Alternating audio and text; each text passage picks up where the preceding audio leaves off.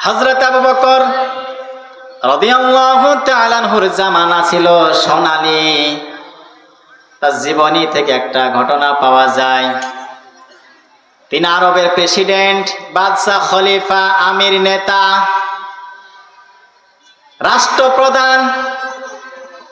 হযরত আবু বকর রাদিয়াল্লাহু তাআলা আনহু প্রতিদিন ফজরের নামাজ পড়ার পরে মদিনার একটা সীমান্তে একটা বাড়ির দিকে প্রতিদিন তিনি যেতেন। এই ঘটনাটা একজন ব্যক্তি এসে হযরতে ওমর রাদিয়াল্লাহু তাআলা আনহুকে বললেন, আপনি কি জানেন আবু বকর প্রতিদিন ফজরের নামাজ পড়ে ওই মদিনার সীমান্তের বাইরে যে একটা বাড়ি আছে ওই বাড়িতে প্রতিদিন যাওয়া আসা করে? সুবহানাল্লাহ বলতে পারেন নাই? হযরত ওমর আবু বকরের সব ঘটনা তিনি জানেন, কোথায় যান, কি করেন, কেমন নেক আমল করেন সব জানে, কিন্তু এই ঘটনাটা ওমর রাদিয়াল্লাহু তাআলা তিনি জানতেন না। তিনি বললেন, ঠিক আছে আমি দেখব তিনি কি করেন। একদিন ওই বাড়িতে গেলেন, যাওয়ার পরে দেখেন বাড়িতে একজন মানুষ বসবাস করতেছে, তাও আবার অন্ধ। ডাক দিয়ে বলেন, আপনার বাড়িতে যে একটা লোক আসে প্রতিদিন সকালবেলাতে, তার সাথে আপনার সম্পর্ক কি? বৃদ্ধা মহিলা ডাক দিয়ে বলে, আল্লাহর কসম করে বলতেছি তার সাথে আমার কোনো সম্পর্ক নেই, তবে এই কথা বলছি যে প্রতিদিন সে আসে, সকালবেলাতে এসে আমার ঘরগুলো ঝাড়ু দিয়ে দেয়, সবগুলো থালা বাসনগুলো পরিষ্কার করে আমার জন্য খাবার তৈরি করে, আমাকে খাইয়ে কথা না বলে এখান থেকে বিদায় নিয়ে চলে যায়, এতটুকু জানি। হযরত ওমর চলে গেলেন।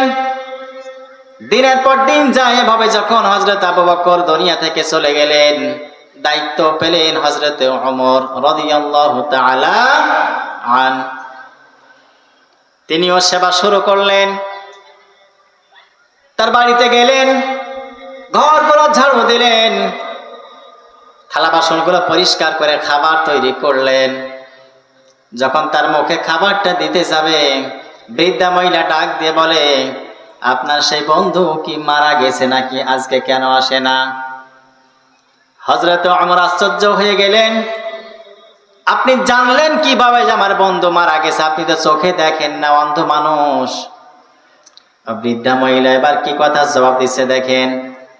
বৃদ্ধা মহিলা বলতেছে, তুমি আমার জন্য খেজুর এনেছো কিন্তু খেজুরের বীজই ফেলোনি।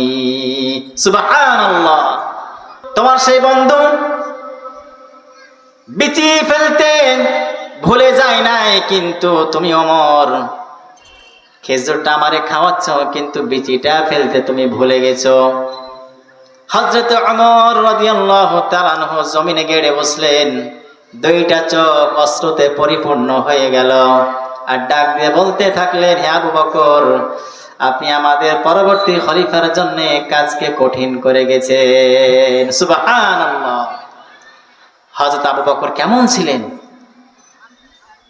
রাষ্ট্রপ্রধান হয়ে একজন অন্ধ মানুষের বাড়িতে গিয়ে কাজ করে সেবা করতেন, তারে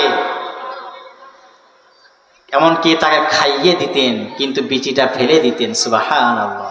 সেই কাজটা ওমর করতে গেছে, কিন্তু ওমর জানে না আবু বকর তারে খাইয়ে দিতেন কিন্তু বিচিটা ফেলে খাইয়ে দিতেন। সুবহানাল্লাহ। চিন্তা করে, রাষ্ট্রপ্রধান, এরকম নেতা দরকার আছে না নেই? মুসলমান চিল্লা বলেন, এরকম নেতা দরকার আছে না নেই?